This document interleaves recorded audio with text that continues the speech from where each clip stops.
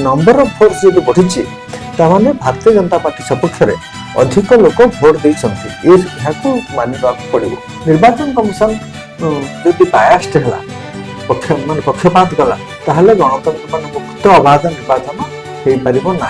गणतंत्र निरपेक्षता से निर्वाचन कमिशन निर्वाचन कर पद्धति उपर बेसी आधार अधिकार वंचित है। यह भी अगणतांत्रिक असंवैधानिक यह वितर्क दरकार पुणी कोर्ट कचेरी हवा दरकार रायटा भी विवादमान।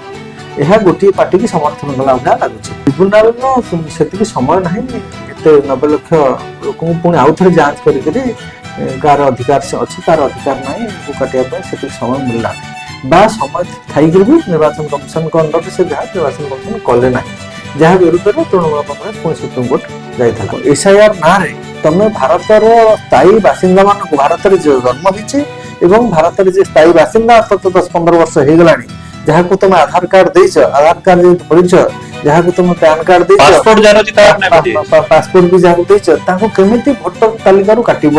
नागरिक भोट रे नागरिक टिकस रे नोट रे सरकार चलुची।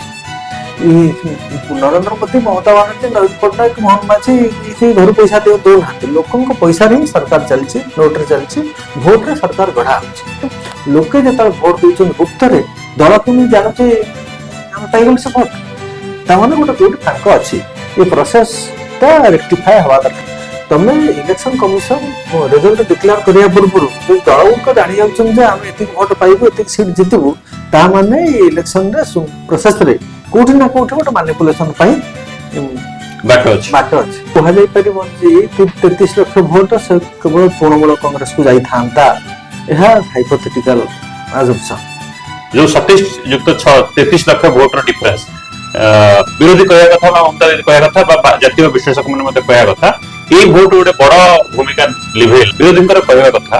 एसआईआर प्रथम पर्यायर 90 लाख भोट कटिला परवर्ती पर्यायर 37 लाख भोट लॉजिकल डिस्प्लेंसी ना काट दिया गला। यही पश्चिमबंग कथा पड़ता से कथा कहवा जदि इंडिया एकजुट था ताहले भारतीय जनता पार्टी से सरकार कर पारि नथांता हाइपोथेटिकल हेले भी कहबी कारण इंडिया अलायंस रो भोट हार 48% होचे बीजेपी रो 45% 3 वोट देती। नमस्कार मु सौम्यरंजन महांती 2011 मसीह रे पश्चिमबंग लोप पाइला वामपंथी शासन वामपंथी सरकार को हटेई तृणमूल कांग्रेस क्षमता को आसला आ मुख्यमंत्री हेले ममता बनर्जी। 2011 मसीह 2026 पर्यंत दीर्घ 15 वर्षर शासन भितर बहुत उत्थान पतन दे गति करथिले ममता बनर्जी। केतेबेले एनडीए रा सहयोगी दल हिसाब रे केतेबेले एनडीए रु बाहरी आज सद्य समाप्त पश्चिमबंग निर्वाचन रे एक बड़ पराजयर सामना करछन्ते ममता बनर्जी। एही निर्वाचन को विश्लेषण करिया पई आज आम सहित अछन्ती ओडिशार वरिष्ठ पत्रकार श्री देवेंद्र पृष्टि महाशय स्वागत करवा। सद्य समाप्त पश्चिमबंग निर्वाचन ममता दीदी पराजय आउ बीजेपी विपुल विजय या ऊपर आपनकर प्रथम प्रतिक्रिया कौन? प्रतिक्रिया तो हम जो निर्वाचन सरी जी जितेला से निर्वाचन कमिशन घोषणा कर जितिया कथा जीति वैध बर्तमान में अंतत वैध एवं जी हारी सी भी भोटर मान द्वारा प्रत्याख्यित होती सत्य ये कठोर सत्य को मानना पड़ो। बाकी रहा कहीं हारे कहीं जितले से कथा बहु विशेषज्ञ अच्छा बहु पंडित अच्छा पोल पंडित सब ये कर गोटे कथा लक्ष्य करुच्ची ममता बनर्जी गत निर्वाचन जी भोट पाई तृणमूल कांग्रेस ताठू 60 लाख भोट कम पाई। गत निर्वाचन मान 2021 निर्वाचन में ममता बनर्जी दल 2,99,90 लाख पाखापाखि भोट पाई 2,90,00,000 भोट पाई ममता बनर्जी दल। ए निर्वाचन में से भोट संख्या 2,60,00,000 को खसी आसी पाखापाखि 30 लाख भोट यहाँ खसी। अन्य पक्षे भारतीय जनता पार्टी जी भोट गत थर पाई तापेक्षा 60 लाख लोक भोट अधिक पाई यहाँ 30 लाख कमी भोट से 60 लाख भोट अधिक पाई। गत थर ममता बनर्जी भोट परसेंटेज था 48% यहाँ कम 38% ଆଜ୍ଞା ଏଥରକ ତାଙ୍କର ହେଇଛି 48%, ନାଇଁ 45%, 45.8%, ୟାଙ୍କର 40.8% ପ୍ଲସ୍ ମାନେ 5% ଫରକ ଅଛି। ତଫାତ ଅଛି। 5% ତଫାତ, କିନ୍ତୁ 60 ଭୋଟ ବ୍ୟବଧାନ ବହୁତ ବଢିଯାଇଛି। ତାଙ୍କର 60 ଲକ୍ଷ ଭୋଟ ଅଧିକ କମ୍ ପାଇଛନ୍ତି ଗତ ଭୋଟ ଅପେକ୍ଷା, ୟାଙ୍କର 30 ଲକ୍ଷ ଭୋଟ କମି ଯାଇଛି। ସେଇଥିରୁ ବୁଝିବାକୁ ପଡିବ ଯେ ନିଶ୍ଚିତ ଲୋକେ ୟାଙ୍କୁ 30 ଲକ୍ଷ ଭୋଟ କମ୍ ଦେଇଛନ୍ତି, 60 ଲକ୍ଷ ତାଙ୍କୁ ଅଧିକ ଦେଇଛନ୍ତି। ନମ୍ବର ଅଫ ଭୋଟ ଯଦି ବଢିଛି, ତାମାନେ ଭାରତୀୟ ଜନତା ପାର୍ଟି ସପକ୍ଷରେ ଅଧିକ ଲୋକ ଭୋଟ ଦେଇଛନ୍ତି, ଏହାକୁ ମାନି ନେବାକୁ ପଡିବ। ୟାଙ୍କୁ କମ୍ ଦେଇଛନ୍ତି, ଏହାକୁ ମାନି ନେବାକୁ ପଡିବ। ବାକି ରହିଲା ପ୍ରୋସେସର କଥା, ସେଟା କୋର୍ଟ କଚେରୀ ପଣ୍ଡିତଙ୍କର ହିସାବ ଏବଂ ସେ ଦଳ ଗୁଡାକର ଷ୍ଟ୍ରାଟେଜି ତା ଉପରେ ନିର୍ଭର କରେ। ଠିକ। କିନ୍ତୁ ଏଇ ବିପୁଳ ବିଜୟ ବିଜେପି ପାଇଲା ପରେ ମଧ୍ୟ ଅନେକ ବାଦ ବିବାଦ ଘେରିଛି ରହିଛି, ଯେମିତିକି ଏସ୍ଆଇଆର କଥା, ଏସ୍ଆଇଆର କୁ ନେଇ ସୁପ୍ରିମକୋର୍ଟରେ ଯୋଉ ଚ୍ୟାଲେଞ୍ଜେସ୍ ହେଲା ତାର କଥା, ବିରୋଧୀଙ୍କର କହିବା କଥା ଏସ୍ଆଇଆର ପ୍ରଥମ ପର୍ଯ୍ୟାୟରେ 90 ଲକ୍ଷ ଭୋଟ କଟିଲା, ପରବର୍ତ୍ତୀ ପର୍ଯ୍ୟାୟରେ 27 ଲକ୍ଷ ଭୋଟକୁ ଲଜିକାଲ ଡିସ୍କ୍ରିପେନ୍ସି ନାଁରେ କାଟି ଦିଆଗଲା, ଯୋଉଟା ଯୋଉ ଅଲଗା ଅଲଗା ରାଜ୍ୟରେ ଏସ୍ଆଇଆର ହେଇଛି ସେ ଜାଗାରେ ନଥିଲା, ବା ଏସ୍ଆଇଆର କୌଣସି ପ୍ରକ୍ରିୟା ଭିତରେ ମଧ୍ୟ ଲଜିକାଲ ଡିସ୍କ୍ରିପେନ୍ସିର ଉଲ୍ଲେଖ ନାହିଁ। ତାର ଅର୍ଥ ଏମିତି ବି ହେଇଛି, ବାପର ଭୋଟର ଲିଷ୍ଟ ନାଁ ଅଛି, ପୁଅର ନାହିଁ, ରିଟାର୍ଡ ଆଇଏଏସ୍ ଅଫିସରଙ୍କର ନାଁ ନାହିଁ, ଏମିତି 27 ଲକ୍ଷ ଭୋଟ ଶେଷ ପର୍ଯ୍ୟାୟରେ ଯୋଉଟା କଟିଲା ଲଜିକାଲ ଡିସ୍କ୍ରିପେନ୍ସି ନାଁରେ, ସେଥିରୁ ଦୁଇଟି ପର୍ଯ୍ୟାୟରେ ଟ୍ରିବ୍ୟୁନାଲକୁ ଯାଇଛି। ପ୍ରଥମ ପର୍ଯ୍ୟାୟରେ 132ଟା ଆଉ ଦ୍ୱିତୀୟ ପର୍ଯ୍ୟାୟରେ 1000 କେତୋଟି ଯାଇଛି, ଯୋଉଥିରେ ଟ୍ରିବ୍ୟୁନାଲ ସେଠୁ 98% ଭୋଟକୁ ଆଉଥରେ ଆଡ୍ କରିଛି। ତ ୟା ଉପରେ ଏଇ ଯୋଉ 27 ଲକ୍ଷ ଭୋଟ କଟିଗଲା, ଆଉ ପରବର୍ତ୍ତୀ ପର୍ଯ୍ୟାୟରେ 6 ଲକ୍ଷ ଭୋଟ ଆଡ୍ ହେଲା, ବେନାମୀ ଭୋଟ ଏମାନେ ଯାହାକୁ କହୁଛନ୍ତି, ଯୋଉ 27 ଯୁକ୍ତ 6 33 ଲକ୍ଷ ଭୋଟର ଡିଫରେନ୍ସ। ବିରୋଧୀ କହିବା କଥା ବା ମମତା ଦିଦି କହିବା କଥା ବା ଜାତୀୟ ବିଶ୍ଳେଷକ ମାନେ ମଧ୍ୟ କହିବା କଥା, ଏଇ ଭୋଟ ଗୋଟେ ବଡ ଭୂମିକା ଲିଭେଇଲା ବିଜେପିର ବିଜୟ। ଆଉ ଠିକ ଅଛି, ସେ ପ୍ରୋସେସଟା ସନ୍ଦେହଜନକ ନିଶ୍ଚିତ ଭାବରେ, କିନ୍ତୁ ଖାଲି କୁହାଯାଇ ପାରିବନି ଯେ ଏଇ 33 ଲକ୍ଷ ଭୋଟ ସେ କେବଳ ତୃଣମୂଳ କଂଗ୍ରେସକୁ ଯାଇଥାନ୍ତା, ଏହା ହାଇପୋଥେଟିକାଲ ଆଜମ୍ପସନ। ଏଇ 33 ଲକ୍ଷ ଭିତରେ ବି କମ୍ୟୁନିଷ୍ଟ ପାର୍ଟିର ଭୋଟର ଥିବେ, କି କଂଗ୍ରେସ ପାର୍ଟିର ଭୋଟର ଥିବେ, କି ଭାରତୀୟ ଜନତା ପାର୍ଟିର ବି ଭୋଟର ଥାଇପାରନ୍ତି। ସେଇ 33 ଲକ୍ଷ ଭୋଟ ରହିଥିଲେ ବି ସେମାନେ ଯାହା ଦାବି କରୁଛନ୍ତି, 28 ଲକ୍ଷ କଥା କହୁଛନ୍ତି, ହେଇଥିଲେ ତୃଣମୂଳ କଂଗ୍ରେସ ଆଉ 100ଟା ସିଟ୍ ଅଧିକ ପାଇଥାନ୍ତା ବୋଲି କହୁଛନ୍ତି। କିନ୍ତୁ ସେଇ ଭୋଟ ମନେକର ଥାନ୍ତା, ଭୋଟର ଲିଷ୍ଟରେ ସେ ଭୋଟର ମାନେ ଭୋଟ ଦେଇଥାନ୍ତେ, ସେମାନେ ଯେ ସମସ୍ତେ ତୃଣମୂଳକୁ ଦେଇଥାନ୍ତେ, ଏ ଆଜମ୍ପସନଟା ଗଣତନ୍ତ୍ରରେ ଭୁଲ। ଆମେ ଯେମିତି ଭାରତୀୟ ଜନତା ପାର୍ଟି ବର୍ତ୍ତମାନ କୁହାଯାଉଛି, ସେ ଇଲେକ୍ସନ ଜିତିବା ପୂର୍ବରୁ, ରେଜଲ୍ଟ ଡିକ୍ଲେୟାର ହେବା ପୂର୍ବରୁ ସେମାନେ ଜାଣିଥିଲେ ଯେ ଆମେ ଜିତୁଛୁ, ଆମେ 200 ଉପରେ ପାଉଛୁ। ଏଇ ଆଜମ୍ପସନଟା ଗଣତନ୍ତ୍ରରେ ଭୁଲ। ତମେ ଇଲେକ୍ସନ କମିଶନ ରେଜଲ୍ଟ ଡିକ୍ଲେୟାର କରିବା ପୂର୍ବରୁ ଯଦି ଦଳ ଗୁଡିକ ଜାଣି ଯାଉଛନ୍ତି ଯେ ଆମେ ଏତିକି ଭୋଟ ପାଇବୁ, ଏତିକି ସିଟ୍ ଜିତିବୁ, ତା ମାନେ ଇଲେକ୍ସନରେ ପ୍ରୋସେସରେ କୋଉଠି ନା କୋଉଠି ଗୋଟେ ମାନିପୁଲେସନ ପାଇଁ ବାଟ ଅଛି, ନହେଲେ ଆମେ ଏଟା କହିପାରିବା ନାହିଁ। ଯଦି ଫ୍ରି ଆଣ୍ଡ ଫେୟାର ଇଲେକ୍ସନ ହବ, ସିକ୍ରେଟ ବାଲାଟ ପେପର କଥା କୁହାଯାଉଛି, ସିକ୍ରେଟ ଇଭିଏମ କଥା ବର୍ତ୍ତମାନ ଚାଲିଛି, ଲୋକେ ଯେତେବେଳେ ଭୋଟ ଦଉଛନ୍ତି ଗୁପ୍ତରେ, ଦଳ କେମିତି ଜାଣୁଛି ଆମେ ପାଇଗଲୁ ସେ ଭୋଟ, ତାମାନେ ଗୋଟେ କୋଉଠି ଫାଙ୍କ ଅଛି। ଏ ପ୍ରୋସେସଟା ରେକ୍ଟିଫାଏ ହେବା ଦରକାର, ସଂଶୋଧନ ହେବା ଦରକାର। ସେ ଯୋଉ ଦଳ ଜିତୁ ବାହାରୁ ସେଟା ଇମାଟ୍ରିଆଲ, କିନ୍ତୁ ପ୍ରୋସେସଟା ସ୍ୱଚ୍ଛ ହେବା ଦରକାର, ଏଟା ନିଶ୍ଚିତ। ଭାରତର ଲୋକତନ୍ତ୍ର ପାଇଁ ଆପଣ ଯେମିତି କହୁଛନ୍ତି, ଇଲେକ୍ସନ ପ୍ରୋସେସଟା ବହୁତ ସ୍ୱଚ୍ଛ ହେବାର ଆବଶ୍ୟକତା ଅଛି।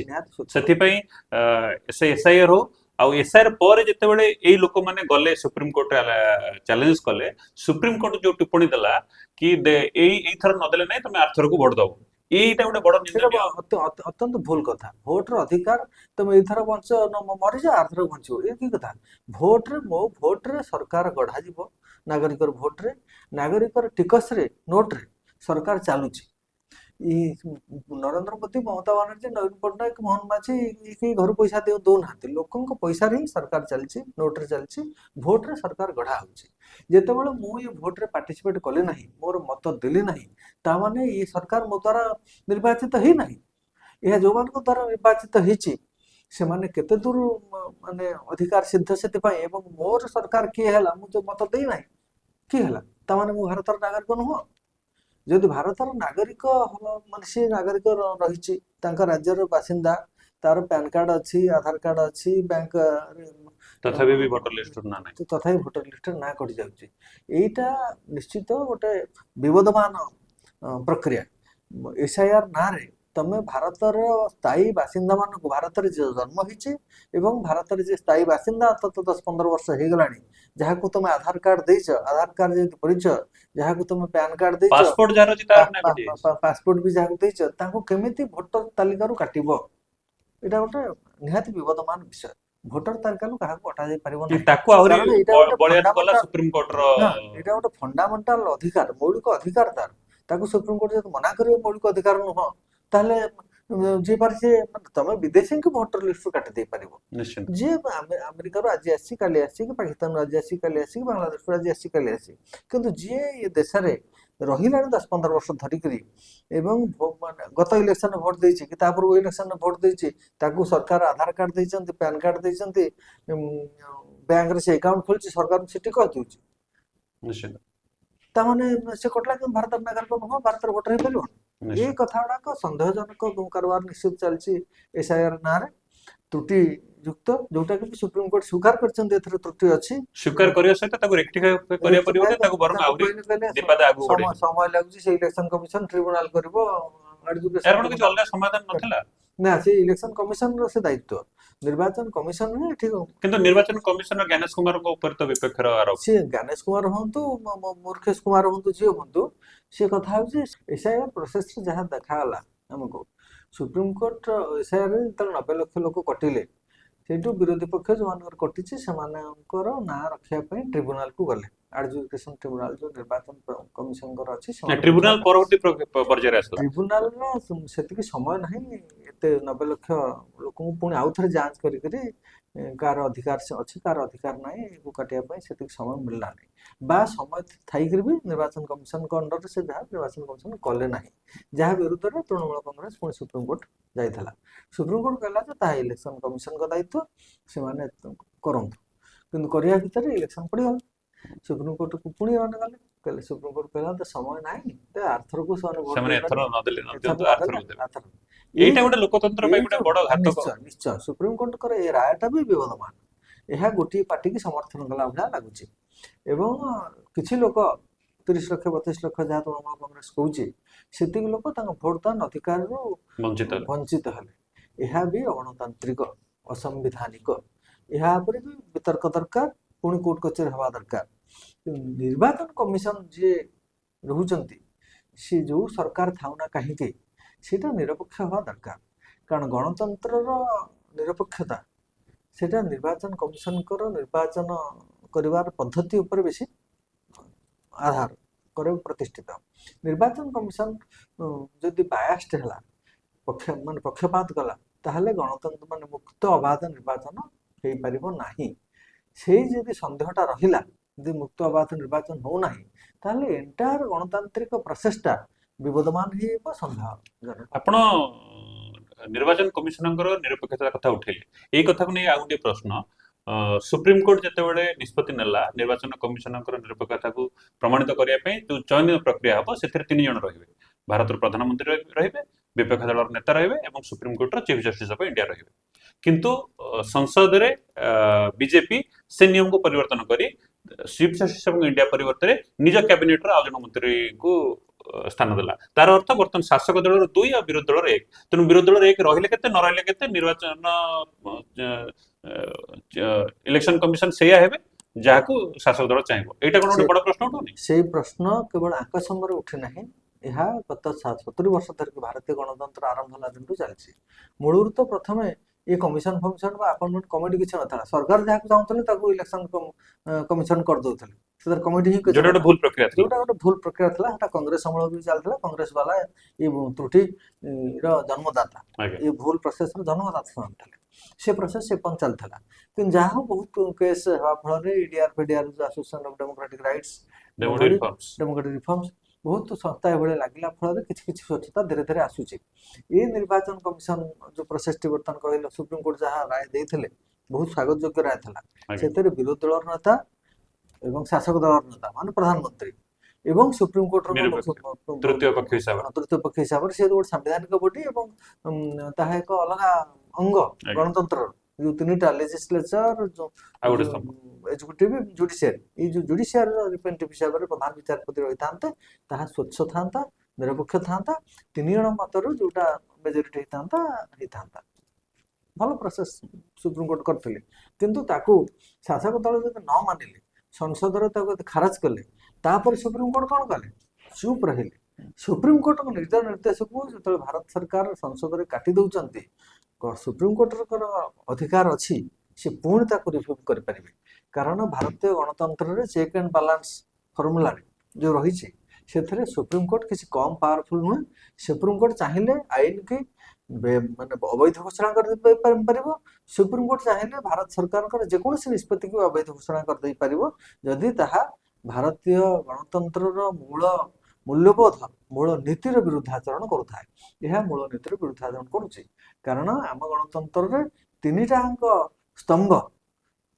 ପ୍ରଶାସନ ମାନେ କାର୍ଯ୍ୟନିର୍ବାହୀ ଏବଂ ବିଧି ଲେଜିସ୍ଲେଚର ବିଧି ପ୍ରଣେତା ସଂସ୍ଥା ବ୍ୟବସ୍ଥାପିକା ଏବଂ ନ୍ୟାୟପାଳିକା ଏ 3ଟାଙ୍କ ପରସ୍ପର ଠାରୁ ଭିନ୍ନ ରହିବା ଦରକାର କେବଳ ଏକ୍ଜିକ୍ୟୁଟିଭ ଯେହେତୁ ପାର୍ଲାମେଣ୍ଟରୁ ଉଠୁଛନ୍ତି ମାନେ ସାଂସଦ ମନ୍ତ୍ରୀ ହେଉଛନ୍ତି ବା ବିଧାୟକ ମନ୍ତ୍ରୀ ହେଉଛନ୍ତି ସେମାନେ ଆନ୍ସରେବଲ ଟୁ ଲେଜିସ୍ଲେଚର ସେଇଠି କେବଳ ଏକ୍ଜିକ୍ୟୁଟିଭ ଏବଂ ଲେଜିସ୍ଲେଚର ୟାଙ୍କ ଭିତରେ କିଛିଟା ସମ୍ପର୍କ ରହିବ କିନ୍ତୁ ଜୁଡିସିଆରୀ ସମ୍ପୂର୍ଣ୍ଣ ଅଲଗା କାରଣ ଜୁଡିସିଆରୀ ଯିଏ ଜଜ୍ ହେଉଛି ସିଏ କେବେ ଏମଏଲଏ ଏମପି ହେଇ ନଥିଲା କିନ୍ତୁ ଏବେ ତ ତାର ବି ବ୍ୟତିକ୍ରମ ଦେଖିବାକୁ ମିଳିଲାଣି ଏବେ ନା ତା ପୂର୍ବରୁ ବି ଥିଲା ଆସାମରେ ଆଗରୁ ଉଦାହରଣ ଅଛି ଜଣେ ଜଜ୍ ଥିଲା ବି ସେ ଆସିକରି ଏମପି ହେଇଛି ପୁଣି ଏମପି ହେଇକରି ବି ଯାଇକି ଜଜ୍ ହେଇଛି ପରବର୍ତ୍ତୀ ସମୟ ପ୍ରାକ୍ଟିସ କରି ଜଜ୍ ହେଇପାରିବ ଭାରତ ବର୍ଷରେ ସେ କଥା ବି କାହାକୁ ମନା ନାହିଁ ଆମ ସମ୍ବିଧାନ ଅନୁସାରେ କିନ୍ତୁ କନଫ୍ଲିକ୍ଟ ଅଫ ଇଣ୍ଟରେଷ୍ଟ ଯେତେବେଳେ ହଉଛି ସେତେବେଳେ ତା ଠିକ ଆମେ ଏଇ ପଶ୍ଚିମବଙ୍ଗର ନିର୍ବାଚନରେ ଆଉ ଗୋଟିଏ ଦିଗ ଉପରେ ଆଲୋଚନା କରିବା ଆପଣଙ୍କୁ କଣ ଲାଗୁଛି ହିନ୍ଦୁ ମୁସଲମାନ କାର୍ଡ ଗୋଟେ ଟର୍ନିଂ ପଏଣ୍ଟ ଥିଲା ହିନ୍ଦୁ ମୁସଲମାନ କାର୍ଡ ଭାରତ ବର୍ଷରେ ସବୁଠି ଚାଲିଛି ଏଟା ଭାରତୀୟ ସ୍ୱାଧୀନତା ପାଇବା ପରଠାରୁ ବିଭାଜନ ପରଠାରୁ ହିନ୍ଦୁ ମୁସଲମାନ ରାଜନୀତି ଭାରତ ବର୍ଷରେ ଚାଲି ଆସିଛି ଇଭେନ୍ ତା ପୂର୍ବରୁ ବି ହିନ୍ଦୁ ମୁସଲମାନ ବିଭାଜନ ଚାଲିଥିଲା ବୋଲି ହିଁ ଭାରତ ବିଭାଜନ ହେଲା ସେ କିଏ କରିଛି କ'ଣ କରିଛି ଲୋକ ଏଇ ଇତିହାସ ପଢିବେ ଜାଣିବେ ମୋ ବିଚାରରେ ଏ ଦିଟାଙ୍କ ପାଇଁ ଉଭୟ ଗୋଷ୍ଠୀ ଦାୟୀ ମାନେ ହିନ୍ଦୁତ୍ୱ ଗୋଷ୍ଠୀ ବି ଦାୟୀ ମୁସଲିମ ଗୋଷ୍ଠୀ ବି ଦାୟୀ ପ୍ରଥମେ ହିନ୍ଦୁତ୍ୱ ଗୋଷ୍ଠୀକୁ ମୁଁ ଦାୟୀ କରିବି ମୁଁ ନିଜେ ହିନ୍ଦୁ ହେଲେ ବି ଏ ଟୁ ନେସନ୍ସ ଥିଓରିର ପ୍ରବକ୍ତା ପ୍ରଥମେ ହିନ୍ଦୁମାନଙ୍କ ତରଫରୁ ଉଠିଥିଲା ଏବଂ ଯେଉଁ ଶ୍ୟାମାପ୍ରସାଦ ମୁଖାର୍ଜୀଙ୍କୁ ଆଜି କହୁଛନ୍ତି ଆମେ ପିତୃଋଣ ସୁଝିଲୁ ବୋଲି ଜିତିଲୁ ପଶ୍ଚିମବଙ୍ଗରେ ଯେତିକି ଜନସଂଘର ପ୍ରତିଷ୍ଠାତା ସିଏ ନିଜେ ମୁସଲିମ ଲିଗ ସହିତ ମିଶିକି ସରକାର ଗଠନ କରିଥିଲେ ବ୍ରିଟିଶ ଇଣ୍ଡିଆରେ ଦୁଇଟି ଜାଗାରେ ହେଇଥିଲା ସିନ୍ଧୁ ପ୍ରଦେଶରେ ଏବଂ ବଙ୍ଗ ପ୍ରଦେଶରେ ସେତେବେଳେ ହିନ୍ଦୁତ୍ୱବାଦୀ ଗୋଷ୍ଠୀ ଏବଂ ଇସଲାମବାଦୀ ଗୋଷ୍ଠୀ ମିଶିକି ସରକାର କରିଥିଲେ ଏବଂ ବ୍ରିଟିଶ ବାଲା ହିଁ ଆରମ୍ଭ କରିଥିଲେ ସବୁ ବିଭାଜନ ଯେତେବେଳେ ପୋଲ ବକ୍ସ ଅଲଗା ଅଲଗା ସବୁ କରିଥିଲେ ଭୋଟର ବାକ୍ସ ହିନ୍ଦୁମାନଙ୍କ ପାଇଁ ଅଲଗା ମୁସଲମାନଙ୍କ ପାଇଁ ଅଲଗା ଏସବୁ କଥା କରିଥିଲେ ତାଙ୍କର କୂଟ ଚକ୍ରାନ୍ତରେ ପଡିକରି ଭାରତୀୟ ନାଗରିକ ମାନେ ହିନ୍ଦୁ ମୁସଲମାନରେ ବିଭକ୍ତ ହେଲେ ବିଭାଜନର ମଞ୍ଜି କଳିର ମଞ୍ଜି ସେମାନେ ହିଁ ପୋତିଥିଲେ ଯୋଉଥିପାଇଁ ଗାନ୍ଧୀ ଭାରତୀୟ ଲୋକମାନଙ୍କୁ ଏକଜୁଟ କରିକି ସ୍ୱାଧୀନତା ପାଇଁ ହିନ୍ଦୁ ମୁସଲମାନ ଜୈନ ଖ୍ରୀଷ୍ଟିଆନ ପାଣ ପଠାଣ ସମସ୍ତଙ୍କୁ ମିଶେଇକରି ସବର୍ଣ୍ଣ ହରିଜନ ଦଳିତ ନାଗରିକ ମାନଙ୍କୁ ଏକାଠି କରିକି ସେ ସ୍ୱାଧୀନତା ସଂଗ୍ରାମ ଚଲାଉଥିଲେ ତାକୁ ଦୁର୍ବଳ କରିବା ପାଇଁ ବ୍ରିଟିଶ ଲୋକଙ୍କ ଚକ୍ରାନ୍ତରେ ସେ ଅଲ ଇଣ୍ଡିଆ ହିନ୍ଦୁ ମହାସଭା ସେ ମୁସଲିମ ଲିଗ ଇଣ୍ଡିଆନ ମୁସଲିମ ଲିଗ ପରବର୍ତ୍ତୀ ସମୟରେ ସେ କଣ କଣ ସବୁ ସଂଗଠନ ହେଇଛି ଜନସଂଘ ଏସବୁ କଥା ହେଇଛି ଏସବୁ ବିଭାଜନବାଦୀ ଏ ହିନ୍ଦୁ ମୁସଲମାନ ରାଜନୀତି ସିଏ ଧୀରେ ଧୀରେ ରହିଥିଲା ରହିଛି ନବେ ମସିହା ପରଠାରୁ ସେଟା ବଢି ବଢି ଚାଲିଛି ଯେତେବେଳେ ବିଶ୍ୱନାଥ ପ୍ରତାପ ସିଂହ ମେଣ୍ଟ ସରକାର କରିଥିଲେ ନ୍ୟାସନାଲ ଫ୍ରଣ୍ଟ ରାଷ୍ଟ୍ରୀୟ ମୋର୍ଚ୍ଚାର ସରକାର କରିଥିଲେ ତାଙ୍କୁ ଏକମାତ୍ର ସରକାର ଭାରତ ବର୍ଷରେ ଥିଲା ଯୋଉଟା ନ୍ୟାସନାଲ ଗଭର୍ଣ୍ଣମେଣ୍ଟ ଥିଲା ତାଙ୍କୁ ଦକ୍ଷିଣପନ୍ଥୀ ବିଜେପି ନେତୃତ୍ୱାଧୀନ ସମର୍ଥକ ମାନେ ବି ସମର୍ଥନ କରୁଥିଲେ ଲେଫ୍ଟ ବାମପନ୍ଥୀ ମାନେ ବି ସମର୍ଥନ କରୁଥିଲେ ଜାତୀୟ ସାମୁଖ୍ୟରେ ସେ ଥିଲେ ସେ ଯେତେବେଳେ ବହୁତ ଦିନର ଗୋଟେ ରେକମେଣ୍ଡେସନ ମଣ୍ଡଳ କମିଶନ ଗୋଟେ ରିପୋର୍ଟକୁ ଲାଗୁ କରିବା ପାଇଁ ନିଷ୍ପତ୍ତି ନେଲେ ମଣ୍ଡଳ କମିଶନଟା 1975-76 ମସିହାରେ ରେକମେଣ୍ଡ କରିଥିଲା ଯେ ପଛୁଆ ବର୍ଗମାନଙ୍କୁ ଅଧିକ ମାନେ ସଂରକ୍ଷଣ ଦେବା ପାଇଁ ଲାଗୁ କଲେ ତା ବିରୁଦ୍ଧରେ କମଣ୍ଡଳ ରାଜନୀତିର ଆରମ୍ଭ ହେଲା ରାମ ମନ୍ଦିର ବିବାଦ ବାବରି ମସଜିଦ ବିବାଦ ଇଏ 200-300 ବର୍ଷ ତଳର ଘଟଣା ଚାଲିଥିଲା କୋର୍ଟ କଚେରୀ ମାମଲା ହେଇଥିଲା କିନ୍ତୁ କମଣ୍ଡଳ ମୁଭମେଣ୍ଟଟା ହିଁ ଆରମ୍ଭ କରିଥିଲା ସେ ଉଗ୍ର ହିନ୍ଦୁତ୍ୱ ଏଇଟାକୁ ଲାଲକୃଷ୍ଣ ଆଡଭାନୀଙ୍କ ସମର୍ଥିତ ହେଇଥିଲା ତାପରେ ଗୋଟେ ଇତିହାସ କଥା ଭିପି ସିଂ ସରକାର ଗଲା ଚନ୍ଦ୍ରଶେଖରଙ୍କ ସରକାର ଗଲା ଏବଂ ତାପରେ ଠାରୁ ହିନ୍ଦୁ ମୁସଲମାନ ବିଭାଜନଟା ଅଧିକ ଉଗ୍ର ହେଲା ପୋଷ୍ଟ ଇଣ୍ଡିପେଣ୍ଡେଣ୍ଟ ଇଣ୍ଡିଆ ତା ପୂର୍ବରୁ ଅଧିକ ଥିଲା କିନ୍ତୁ ସ୍ୱାଧୀନତା ପରେ ସେଟା ମରି ଆସୁଥିଲା ଉଭୟ ହିନ୍ଦୁ ମୁସଲମାନ ଭିତରେ ରିକନସାଇଲ୍ ହେଇଯାଉଥିଲେ। ଗୋଟିଏ ଦେଶରେ ଆମେ ରହିଲୁ ମିଶିକି ଚଳିବା, ଏଇ ମନୋଭାବଟା ରହିବା ଦରକାର। ଗୋଟିଏ ଦେଶରେ ରହିବୁ, ଗୋଟିଏ ଦେଶର ନାଗରିକ, ଗୋଟିଏ ଆଇନରେ ଆମେ ଚାଲୁଛୁ, ଗୋଟିଏ ସରକାରକୁ ବାଛୁଛୁ, ଏଇସବୁ ଦୃଷ୍ଟିକୋଣରୁ ହିନ୍ଦୁ ମୁସଲମାନ ବିଭାଜନ କମିଯିବା କଥା। କିନ୍ତୁ ବର୍ତ୍ତମାନ ମାନସିକ ସ୍ତରରେ ରାଜନୀତି ପାଇଁ, ଭୋଟ ପାଇଁ ଏଇ ଯୋଉ ବିଭାଜନ ତାକୁ କରାଯାଉଛି, ତ ରାଜନୈତିକ ଶକ୍ତି ମାନେ ଉତ୍ସାହିତ କରୁଛନ୍ତି। ଉତ୍ସାହିତ କରୁଛନ୍ତି। ଯୋଉ ଶକ୍ତି ବି କରୁ ତାହା ନିନ୍ଦନୀୟ କାର୍ଯ୍ୟ, ତାହା ଭାରତ ବିରୋଧୀ କାର୍ଯ୍ୟ, ତାହା ଦେଶପ୍ରେମ ଆଦୌ ନୁହେଁ, ବରଂ ଦେଶ ବିଭାଜନକାରୀଙ୍କର କାମ ତାହା। ନିଶ୍ଚିନ୍ତ ଦେଶପ୍ରେମୀ ମାନେ ହିନ୍ଦୁ ମୁସଲମାନ ବିଭାଜନ କରିବେ ନାହିଁ, କରିବା ଉଚିତ ବି ନୁହେଁ। କେବେ କରିବେ ହେଇକି ଦେଶପ୍ରେମ ହେଇକି ରହିପାରିବନି। ଦେଶକୁ ଯଦି ଭଲ ପାଉଛ, ହିନ୍ଦୁ ମୁସଲମାନ ଜୈନ ଖ୍ରୀଷ୍ଟିଆନ ଆଦିବାସୀ ଦଳିତ ପଛୁଆ ବର୍ଗ କିନ୍ତୁ ସମସ୍ତଙ୍କୁ ଭଲ ପାଇବ। କିନ୍ତୁ କିନ୍ତୁ ନିର୍ବାଚନ ପରେ ଗୋଟେ ଜିତିଥିବା ଦଳର ଆଶାୟୀ ମୁଖ୍ୟମନ୍ତ୍ରୀ ପ୍ରାର୍ଥୀ, ମୁଁ ଶୁଭେନ୍ଦୁ ଅଧିକାରୀଙ୍କ କଥା କହୁଛି, ସେ ଏମିତି ଗୋଟେ ବୟାନ ଦେବେ କି ମୁଁ ଭବାନୀପୁର ଆଉ ନନ୍ଦୀଗ୍ରାମରେ ହିନ୍ଦୁଙ୍କ ଭୋଟରେ ଜିତିଛି, ଜିତି ସାରିଲା ପରେ କେବଳ ହିନ୍ଦୁଙ୍କ ପାଇଁ କାମ କରିବି। ତାହା ଭୁଲ। ଜିତି ସାରିଲା ପରେ ଯେତେବେଳେ ଭାରତୀୟ ଆଇନ ଅନୁସାରେ, ସମ୍ବିଧାନ ଅନୁସାରେ ତମେ 100 ଲୋକଙ୍କ ଠାରୁ 51 ଲୋକଙ୍କ ଭୋଟ ପାଇକରି ଜିତିଗଲ, ତା ମାନେ ଯେ ଆର 49 ଲୋକ ତମକୁ ଯିଏ ଭୋଟ ଦେଇନାହାନ୍ତି ସେ ଭାରତର ନାଗରିକ ନୁହନ୍ତି, ଏଇଟା ଯଦି ଅସ୍ୱୀକାର କରିବ ତାହେଲେ ତାଙ୍କର ମୁଖ୍ୟମନ୍ତ୍ରୀ ହବାର ଯୋଗ୍ୟତା ନାହିଁ। ଗୋଟେ ସାମ୍ବିଧାନିକ ପଦବୀରେ ବସିବାକୁ ଯାଉଥିବା ବ୍ୟକ୍ତିଟିଏ ଏଭଳି ବୟାନ ଦେବା, ଯୋଗ୍ୟତା ନାହିଁ ତାଙ୍କର। ସେ ଯଦି ଅଡିଓ କ୍ଲିପିଂ ଥାଏ ବା ଭିଡିଓ କ୍ଲିପ ଥାଏ, ଭିଡିଓ କ୍ଲିପ ଅଛି। ତାକୁ ବି ନେଇକରି କୋର୍ଟକୁ ଯିବା କଥା ଲୋକ। ପ୍ରତି କୋର୍ଟରେ ଭାରତବର୍ଷର ଅବସ୍ଥା ବର୍ତ୍ତମାନ ଏମିତି ହେଇଛି, ରାଜନୈତିକ ଦୁର୍ଭାଗ୍ୟଜନକ ପରିସ୍ଥିତି ସୃଷ୍ଟି ହୋଇଛି। ନାଗରିକ ମାନେ ବି ଆକ୍ଟିଭ ହେବା ଦରକାର ଏବଂ ରାଜନୈତିକ ଦଳ ଗୁଡ଼ିକ ବି ଆକ୍ଟିଭ ହେବା ଦରକାର। ଏଇ ଯୋଉ ଭୁଲ ଭଟକା ଷ୍ଟେଟମେଣ୍ଟ ଯୋଉ ମନ୍ତ୍ରୀ ବା ମୁଖ୍ୟମନ୍ତ୍ରୀ ବା ଆଶାୟୀ ମନ୍ତ୍ରୀ, ମୁଖ୍ୟମନ୍ତ୍ରୀ ବା ଏମଏଲଏ ଏମପି ମାନେ ଦଉଛନ୍ତି, ପ୍ରତ୍ୟେକ ବିରୁଦ୍ଧରେ ଏଫଆଇଆର ହେବା ଦରକାର ଥାନାରେ, କାରଣ ଏଗୁଡା ବେଆଇନ କଥା, ଏବଂ କୋର୍ଟକୁ ଯିବା କଥା। କୋର୍ଟକୁ ଗଲା ପରେ ତ କୋର୍ଟ କହିବ ଗୁଲି ମାର ସାଲକୁ, ବିବାଦୀୟ ମନ୍ତବ୍ୟ ନୁହେଁ। କୋର୍ଟ ଯଦି ତାଙ୍କୁ ସମର୍ଥନ କଲା ତାହେଲେ ରାସ୍ତା ଅଛି। କେମିତି ହେଲା ଯେ କୋର୍ଟ ସମର୍ଥନ କରିଥିଲା ଇନ୍ଦିରା ଗାନ୍ଧୀ, ତାଙ୍କର ଏମର୍ଜେନ୍ସିକୁ ସମର୍ଥନ ବି କରିଥିଲା କୋର୍ଟ। କିନ୍ତୁ ଜୟପ୍ରକାଶ ନାରାୟଣଙ୍କ ନେତୃତ୍ୱରେ ସାରା ଭାରତର ଲୋକେ ଇନ୍ଦିରା ଗାନ୍ଧୀ ବିରୁଦ୍ଧରେ ରାସ୍ତାକୁ ଓହ୍ଲେଇଲେ, ଲଢିଲେ ଏବଂ ପରବର୍ତ୍ତୀ ଇଲେକ୍ସନରେ ଇନ୍ଦିରା ସରକାର ପରାସ୍ତ ହେଲା, ଜନତା ପାର୍ଟି ତଥାକଥିତ ଜନତା ପାର୍ଟି ଆସିଲା। ସେଇଭଳି ମୁଭମେଣ୍ଟ କରାଯାଉ, କଲେ ହବ। କାରଣ ଜନତାଙ୍କର ଏ ଦେଶ, ନାଗରିକର ଭୋଟରେ ସରକାର ଗଢା ଯାଉଛି, ନାଗରିକର ନୋଟରେ ସରକାର ଚାଲିଛି।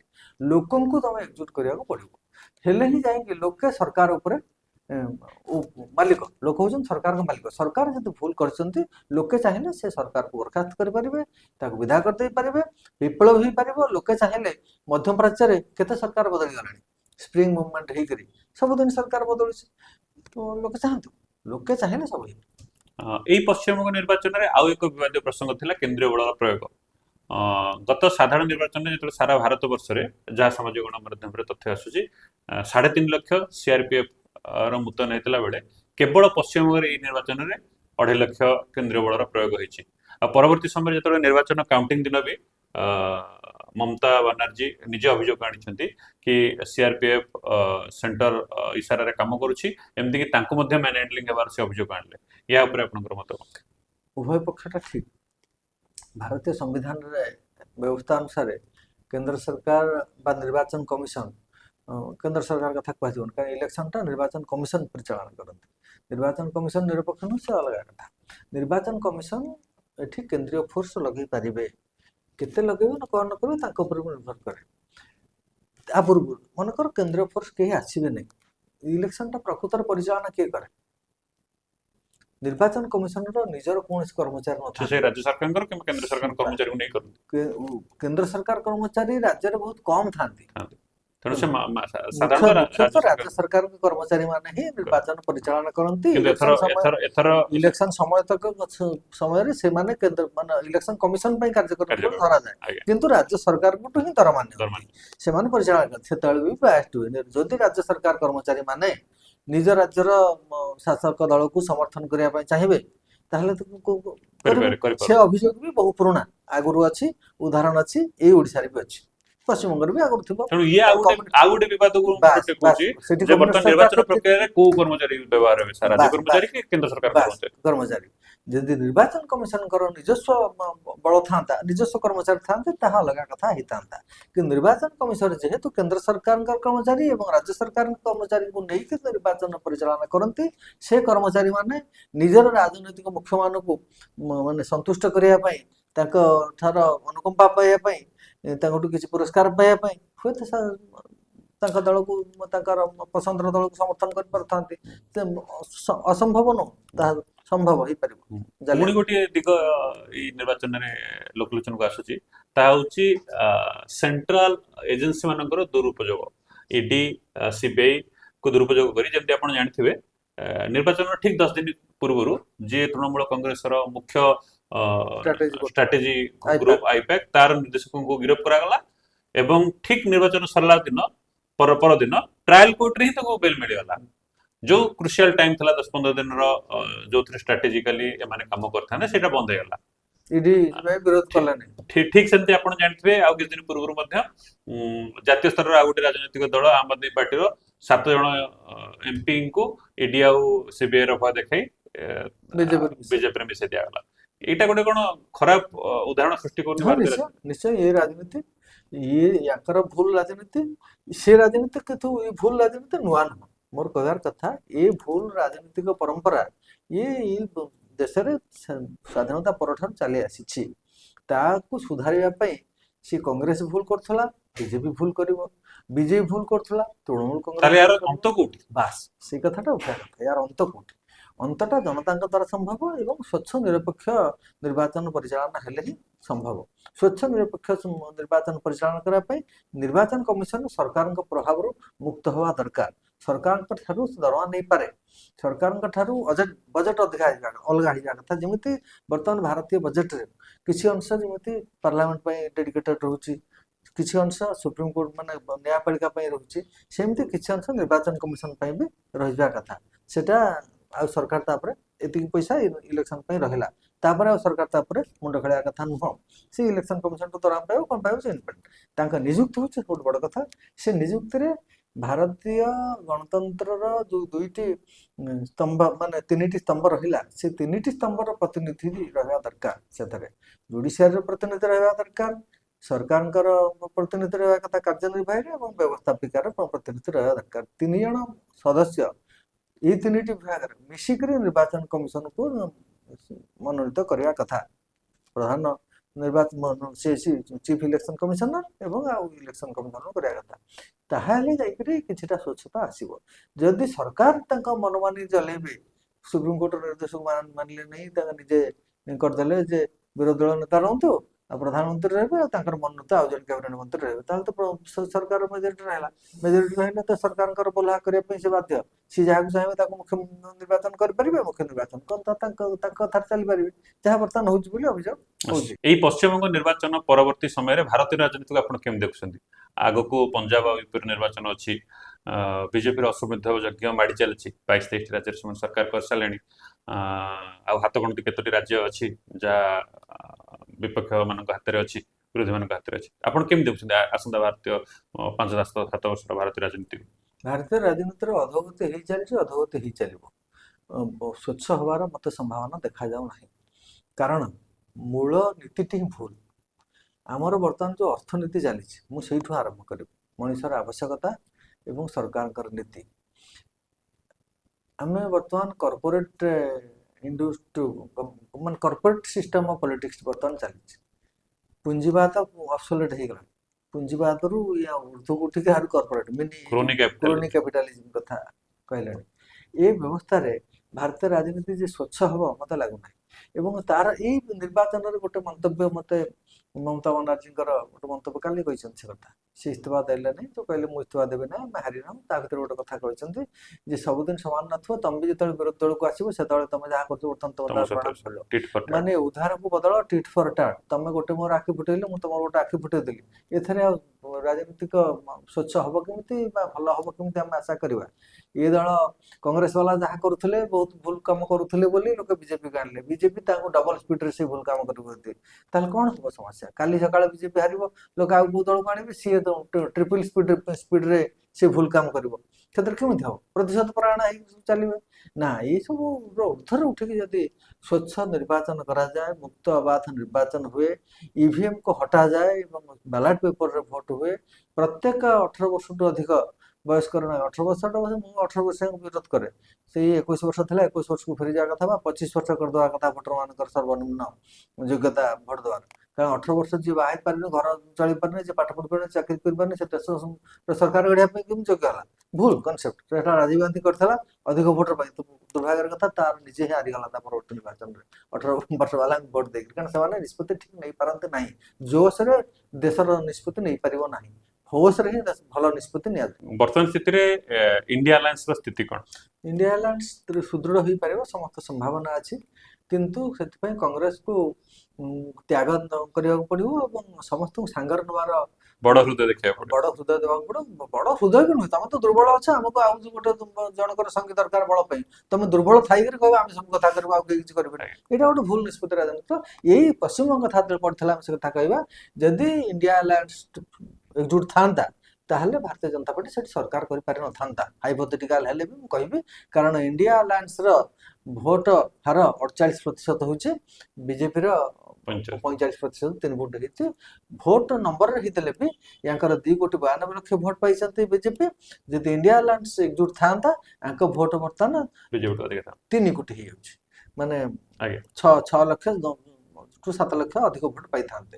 ତାହେଲେ ସେ ପରିସ୍ଥିତିରେ ନିଶ୍ଚିତ ଅଲଗା ହେଇଥାନ୍ତା ପରିସ୍ଥିତି। ଯଦି ସମସ୍ତେ 1-to-1 ଫାଇଟ୍ ହେଇଥାନ୍ତା, ଇଣ୍ଡିଆ ଭର୍ସେସ ଏନଡିଏ ବା ବିଜେପି ଭର୍ସେସ ଇଣ୍ଡିଆ ଯଦି ହେଇଥାନ୍ତା, ତାହେଲେ ରେଜଲ୍ଟ ଆଜି ଅଲଗା ହେଇଥାନ୍ତା। ବହୁତ ମମତା ବାନାର୍ଜୀ ପୁଣି ଥରେ ମୁଖ୍ୟମନ୍ତ୍ରୀ ହେଇପାରିଥାନ୍ତେ। କିନ୍ତୁ ମମତା କହିଲେ ମୁଁ କଂଗ୍ରେସକୁ ସାଙ୍ଗରେ ନେବିନି, କଂଗ୍ରେସ କହିଲା ଆମର ଅଧିକ ସିଟ୍ ଦରକାର, ଆମେ ଅଧିକ ନେବୁ। ସିପିଆଇ ସିପିଏମ୍ କୁ ତ ନେଲେନି, କାରଣ ମମତା ତ ସିପିଆଇ ସିପିଏମ୍ ବିରୁଦ୍ଧରେ ଆସିକିରି ସରକାରଟା କରିଥିଲା, 3 ଥର ସରକାର କଲା କମ୍ୟୁନିଷ୍ଟ ରାଷ୍ଟ୍ର ଇଏ କରିକିରି। କମ୍ୟୁନିଷ୍ଟ କଂଗ୍ରେସ କିନ୍ତୁ ସବୁ ଇଣ୍ଡିଆ ଆଲାଏନ୍ସ ଅଛନ୍ତି, ଏଠି ପଶ୍ଚିମବଙ୍ଗ ନାହାନ୍ତି। ଏଇ ଯୋଉ ରାଜନୈତିକ ମତଭେଦ, ବିରୋଧୀ ଦଳ ଯେତେ ବିଭକ୍ତ ହଉଛି ଶାସକ ଦଳ ସେତେ ସଶକ୍ତ ହବ, ସାଧାରଣ ତତ୍ତ୍ୱ ତାହା ହିଁ ହେଇଛି। ସେ ଯାହା ହେଉ, ପଶ୍ଚିମବଙ୍ଗ ନିର୍ବାଚନ ସରିଛି, ଦୀର୍ଘ 15 ବର୍ଷର ଶାସନ ତୃଣମୂଳ କଂଗ୍ରେସର ହଟିଛି। ପ୍ରଥମ ଥର ପାଇଁ ଭାରତୀୟ ଜନତା ପାର୍ଟି ପଶ୍ଚିମବଙ୍ଗରେ ସରକାର କରିବା ପାଇଁ ଯାଉଛି। ଆଜି ଆମ ସହିତ এই পশ্চিমবঙ্গ নির্বাচনের বিভিন্ন দিগ সহিত আলোচনা করা আম সহিত উপস্থিত লে ওড়িশার বরিষ্ঠ সাংবাদিক শ্রী দেবেন্দ্র পৃষ্টি। আমি মহাশয়ଙ୍କୁ ধন্যবাদ।